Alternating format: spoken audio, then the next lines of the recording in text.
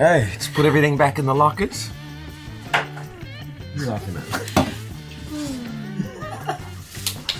Okay, put everything back in the lockers. It's blowing like 16 knots and we're going to be kind of close hauled for the first bit. It's not going to be the most comfortable sail in the world. Jason's leaving tomorrow, so it's his last sail.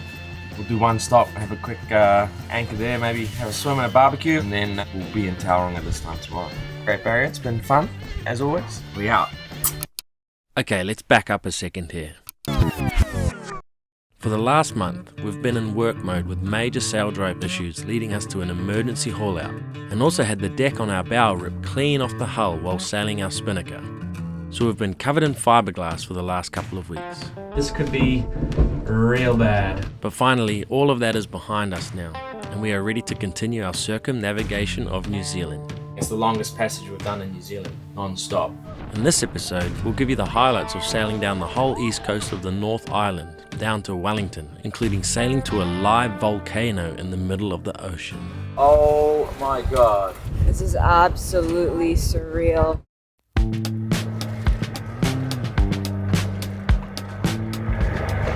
Okay. So our trip this week starts from Great Barrier Island, where my whole family happen to live. Woohoo! So much fun! From here, we're going to sail south to Great Mercury Island before continuing down to Tauranga. We have about 2 months before winter truly kicks in New Zealand. And we have around 3,000 miles to complete to get around the whole of the country, so we had to get a move on. 7 knots, baby! What do you think, Taylor? Awesome.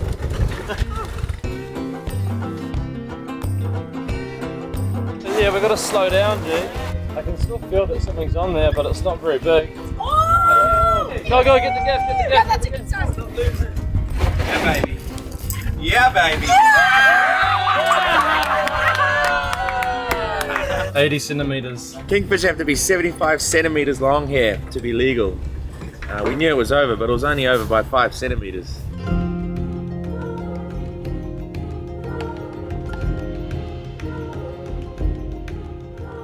Okay, we're just arriving at Great Mercury Island. The Maori people, when they first came to New Zealand, legend has it that this was the first place that they came. Because of the big white cliffs out the front there, they could see it from so far away.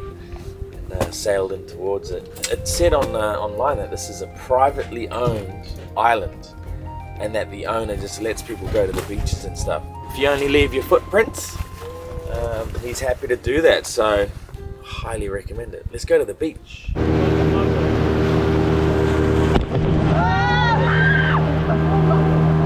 This is paradise. Cheers. Cheers. Yes. You get in it. Oh my god.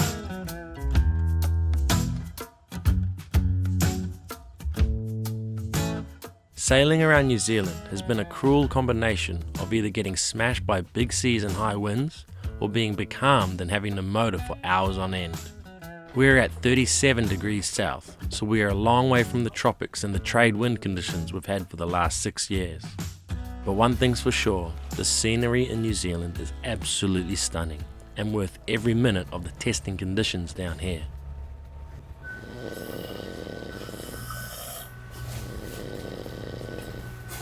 Colder this morning than it was when it was dark.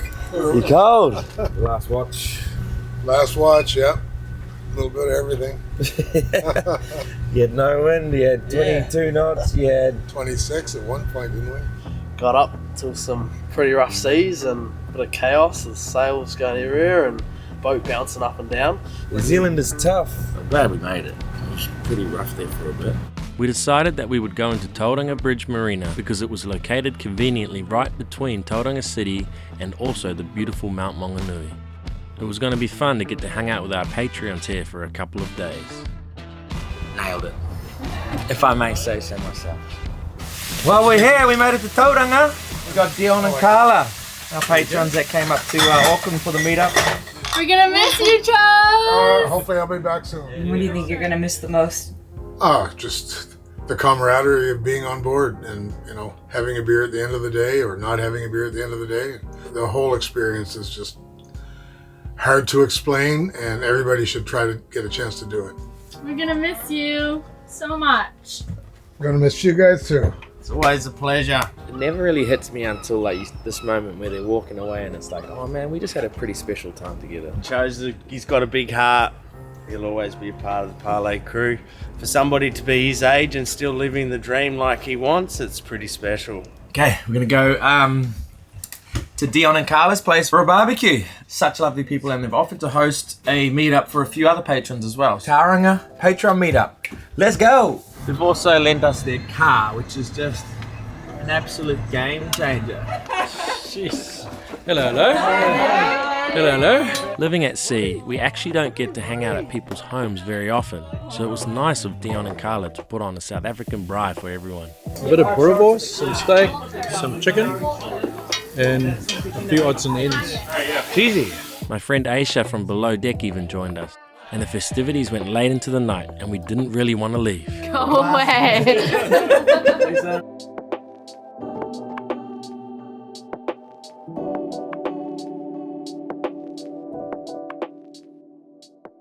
Happy birthday to Jamie. Happy birthday, Jamie and Katie. We made you a joint card because we know it would drive you both crazy. We love and appreciate all you do for the boat. You keep the place clean and afloat. You're a Parlay family through and through, so please enjoy your what? Your mass ages from us to you. We got them a couples massage. And I've also got another special surprise coming later tonight that none of you guys know about. Happy birthday, dear Jamie and Katie! Well, the surprise was that our good friends and patrons from Auckland, Ted and Marcy, were going to be sailing down the east coast with us, and none of the crew had any idea. And to top things off, one of our previous crew from the Tuamotu Islands in French Polynesia, Zoe, had made it into town to celebrate Katie and Jamie's birthdays as well. Oh, it's a big one. Hey Michelle. The sun's really bright. It was so fun. So we're leaving Tauranga Marina this morning. Everyone here has just been so lovely. Aaron and Michelle just came around with some red kiwi fruit. They work at Zespri. Apparently you can't even buy these in New Zealand. They ship them all overseas. But and you can eat the skin. There's a lady Sonia that works there. She's got a trimaran down there called Ladyhawk. She made this little boat, and it's to commemorate Brits, who's holding the camera. 1 year on Parlay? 2 years. 2 years. If you're watching this, thank you so much for your thoughtful letters and your kind gifts. It's really nice to feel the community that we've built, even here in Tauranga. If you're cruising down the east coast of New Zealand, I can strongly recommend pulling into Tauranga Marina. The staff were absolutely lovely, which is basically the most important thing in my opinion when leaving your boat somewhere. But it was time to say goodbye to Ollie and Tori, who were off on their own little adventure. I'm already sad that I'm not going to be on the water. Hopefully we see you guys. I don't know if you make it to Welly, or maybe we'll meet you in Christchurch, or who knows. See ya! Yeah, so today's my birthday. We actually celebrated it last night because it was Katie's yesterday. It's another day, you know. You try not to think how old you're getting. Are you stoked or what? Totally. Stoked and hungover. It's a very dangerous cocktail in the morning. I'm so excited. I really am, because I've never done any version of a crossing before, and it's always been on my bucket list. So this is like the invitation of a lifetime at this stage. I can't wait to do night watch and things like that. That's probably the thing that interests me the most, is being out sailing in the dark. This is why we are constantly opening our doors to our patrons. It's because they bring a fresh enthusiasm and excitement to the crew. Whenever we have a spare cabin on the boat, I see that as a missed opportunity for someone to possibly have the experience of their lives, which is why you pretty much always see the boat full on Parlay. And who better to take out than our patrons, the people who literally keep the dream alive. But part of this experience is to do some passage planning, which has been super tough in these higher latitudes. There's a big system coming up on Saturday, so we've got a pretty tight window, but there's one place that we can possibly stop on the way there. Other than that, there's no shelter, so we're taking it pretty seriously. It's the longest passage we've done in New Zealand, non-stop. The main weather models that we've been looking at are really disagreeing with each other a lot of the time. So it just shows this confusion with what's happening with the weather at the moment. It'd be nice if that sort of sorted itself out eventually, but it hasn't been.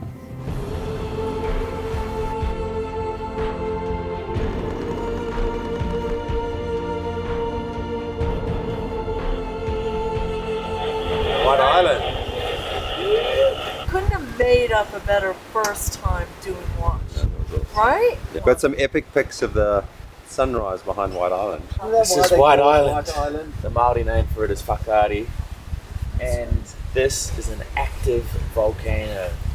It's got a pretty heavy story. In 2019, it erupted with a whole bunch of people at the crater, and 22 of them died. There is no sign of life on Whakaari, White Island tonight after the eruption at our most active volcano, and it's still too dangerous for recovery teams to go in. The volcano sending ash soaring 12,000 feet into the air with no warning, as tourists from all over the world were standing along its rim and climbing up its sides. Tourists visiting an active volcano in New Zealand had to run for their lives. 22 people were killed, more than 24 severely injured. It's like the Chernobyl miniseries. Everything was just blanketed in ash. So it's really tragic. Now no one's allowed to go on there. So it's at a 2 now, but it can go from a 2 to a 3 in 1 second, which is an explosion. I feel like we're at a safe distance here.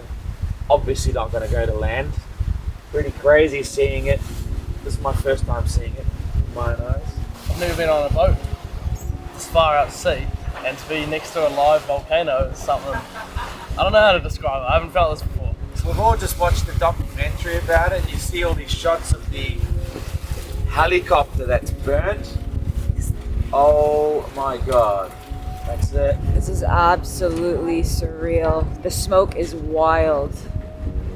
Feels really, really spooky and eerie being here. I just can't imagine what these people went through in their final moments. It's terrifying. I can't imagine this place being covered in black ash. Honestly, at a level 2 right now and seeing as much smoke, it feels just very volatile. Very tense feeling.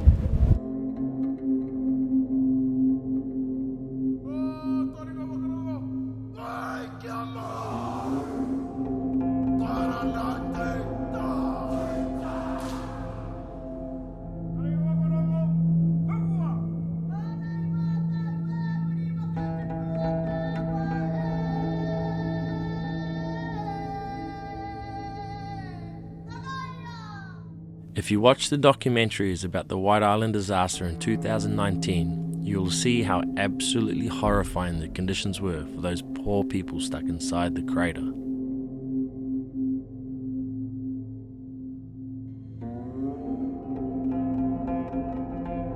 People were literally burnt alive, and my heartfelt condolences go out to everyone affected by the incident. Being here and feeling the energy of this place will stay with me forever. And it's a reminder that disasters can happen in the blink of an eye, and Mother Nature in all her beauty can be equally as devastating. It is a fully live volcano. The whole area that you see in the footage of the accident seems like they were hiking for hours or an hour or something, but it's all right there. It's so close. But there's something about this, especially knowing that maybe they're there still, some of them, their physical bodies. It just kind of turns the whole thing into a shrine. That's kind of how it feels. Eerie is the word, and also just having watched all the docos last night, just made it feel so much more real today. Just very moving, very eerie and sad. To be honest, it looked smokier right now than it did on the documentary, so it's kind of freaky. I've just been thinking how many times that thing there must have erupted to actually form the mountains of the crater. It makes you realize how insignificant we are in our lifetimes relative to the age of the earth. Of course, we have to acknowledge all of the people that lost their lives in that tragedy in 2019. It's made it a lot heavier being here knowing that that happened, and all of the families that were affected, and then the whole community in Whakatane there.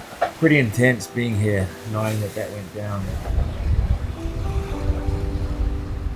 So as White Island, or Whakaari, became a small dot on the horizon, we sailed east and decided to have a rest at Hicks Bay. East Cape is actually that next point right there. And that is the most eastern part of New Zealand. We had run out of fresh fish, so we dropped in a few lines at anchor and got a decent feed of snapper and gurnard to feed the family. They get way more orange than that, and they usually have eyes on their wings. Ted's got another one. This isn't something that we had experienced in other parts of the world, to have good fishing right in the anchorage, so we were pretty excited about it all. I've never seen anything like this before. Fishing in New Zealand for a while now, and that's the biggest snapper we've seen on Parlay. This is On a hand line. I mean, this is insane fishing. Isn't it? We left there at the crack of dawn, where we headed for East Cape, which is renowned for some seriously treacherous seas, as the northern and southern currents meet here, causing absolute mayhem to many a fisherman over the centuries. We're just coming right round East Cape right now. The lighthouse is on the hill there. But yeah, we've got less than 2 foot seas right now coming around East Cape. Pretty crazy, but it just feels so remote. There's like one farmhouse on the hill here. That's it. And here we were, literally motoring around the Cape, so it seemed like luck was on our side for once. Unreal, best dolphin experience ever. It doesn't get more blessed and lucky than that. The wind even picked up enough to shut off the engine and cruise along with our code D, and the kingfish even started to bite as we cruised down towards Napier. It's got a fish. Come over a place called Aerial Bank. It just comes up to 60 feet out of nowhere. I got the code D out. Could furl it up and make it easier for him, but nah, we'll carry on. He needs a workout. Come on, Kingy. There you go. Go behind you. Beautiful.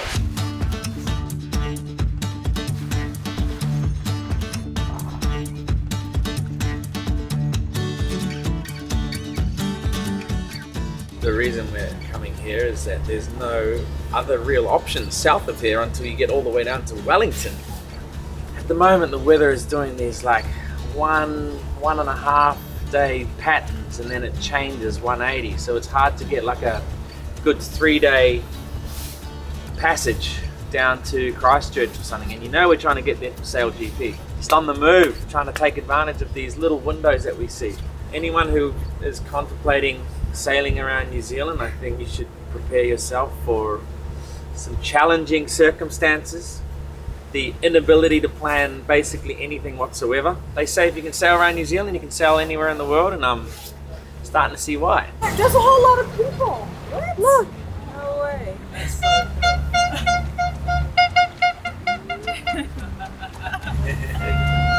Unbelievable. There's people waiting on the dock. It just makes me want to cry.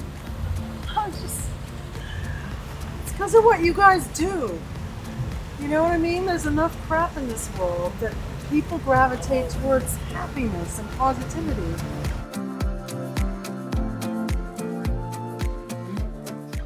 They gave us some crayfish. What? Oh my god, I'm on Parlay. We've been following you since almost the beginning when you first started. More beer.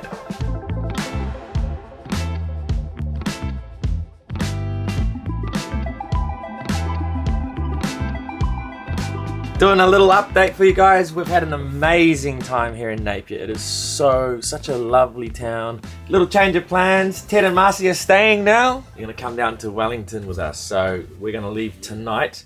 It's gonna be a pretty interesting passage, and that's heading in towards the Cook Strait. And that is probably one of the gnarliest pieces of water in all of New Zealand. But we're gonna do it. We're gonna commit to it, and there's another weather window to get out of there on Wednesday to get to Christchurch on Friday, because we've also committed to the Sail GP, and I've just spoken with the director, and he said we can do an interview with Peter Burling if we want. Did we mention we're coming to Christchurch too?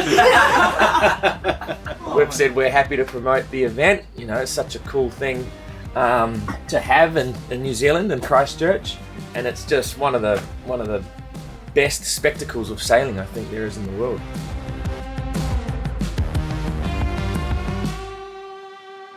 Having our last barbecue before we leave, but as you guys know, Taylor is training to be a professional arm wrestler, so these boys are big firemen. So, let's see what you got, bro.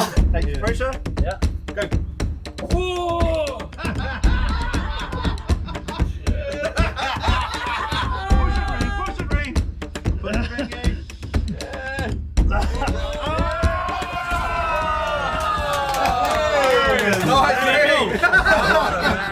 That's pretty good.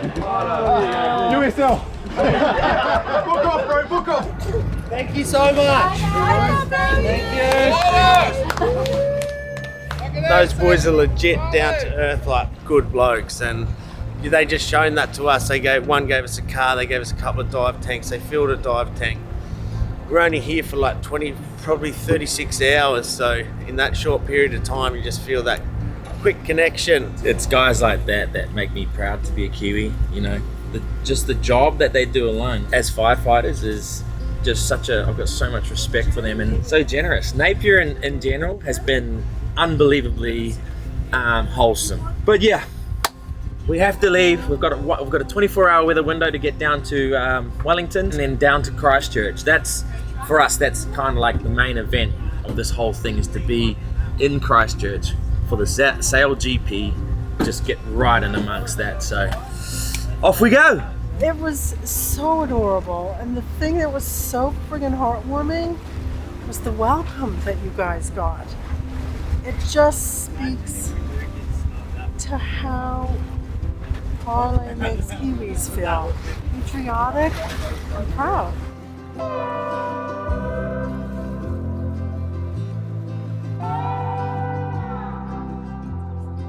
The number of supporters down here in New Zealand has absolutely amazed me. And everywhere we've been, we've not only had fans, but patrons come out from all different walks of life. It makes being home even that much more special for me, as Kiwis are the most welcoming people you'll ever meet. And it's going to be hard to leave New Zealand, that's for sure.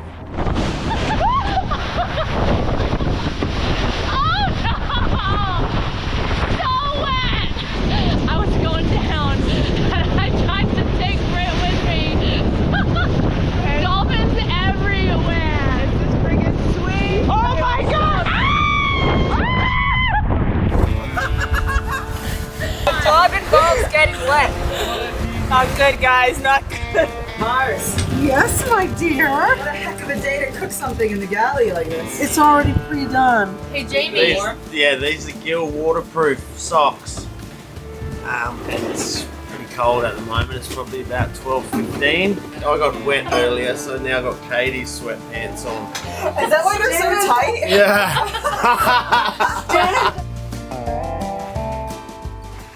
Hey guys, I've just come up on watch. It's just gone past midnight. It'll give you a little update. I just took over from Ted and Marcy. It is so nice having crew on the boat that know how to sail. I'm actually managing to get a little bit of sleep because Jamie knows this boat as well as I do. Ted and Marcy are great sailors, and Britt and Katie are starting to really hold their own on a watch as well. So got a really cool team at the moment. And then Taylor, he's just absorbing everything like a sponge. But we've just come around the corner at Cape Palliser, and we are now in the Cook Strait.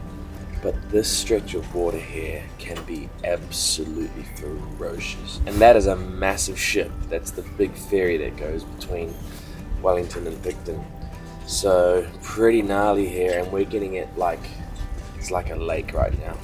As you can see how I'm dressed, it is getting colder and colder the more south we go. Parlay has never been in these kind of conditions before. It's a fun experience, but it's cold. I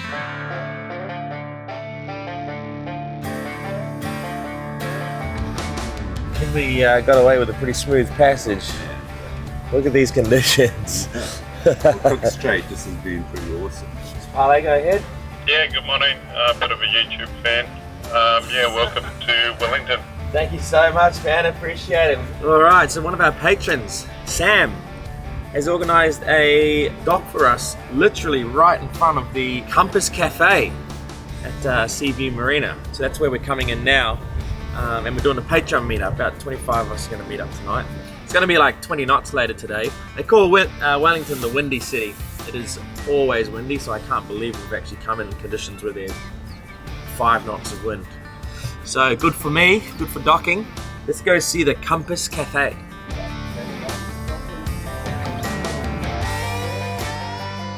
Hardy boy. Nice to meet you, Michael. Hey. Thanks for having us, bro. Hey, you're welcome. Appreciate it. Welcome to Wellington. Sam, Hey, thanks for lining all this up, man. It's all good, man. Happy to have you.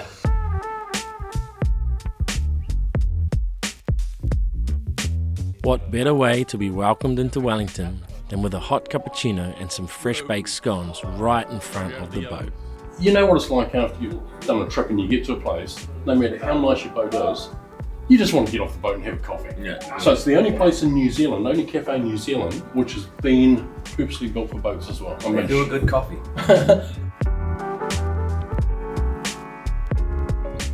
Hey, see ya. Hey, so good to see you. So this is Ian's daughter who did the haka for us in Whakaari.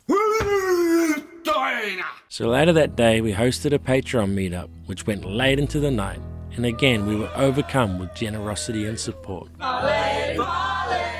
But as we made a whole lot of new friends, it was time to say goodbye to our old friends Ted and Marcy. This is your last day on the boat. Not forever, hopefully.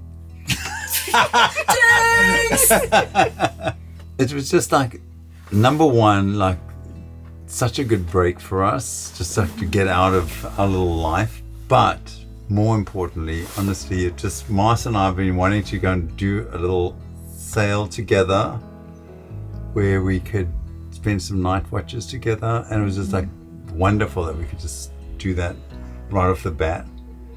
And honestly, this crew, and I'm not saying this gratuitously, man, I pulled that one off. But honestly, you guys are absolutely, genuinely loving, fun crew. I mean, honestly, we just love this whole thing. The thing I love about you four is that you find the humor in the negative and you focus on the positive.